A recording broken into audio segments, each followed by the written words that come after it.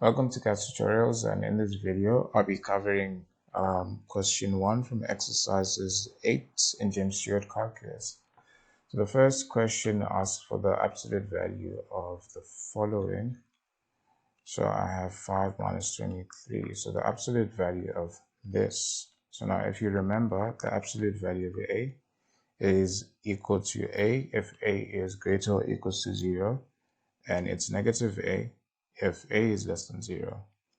So in this case, absolute value of A would be A if A is greater or equals 0, and the negative of A if A is less than 0. So now let's calculate this. So 5 minus 23 is negative 18.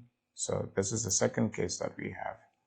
So A is negative. So negative, we're finding the absolute value of negative 18. In that case, we have to negate that A. So our A is negative 18. Applying a negative to that gives us positive 18.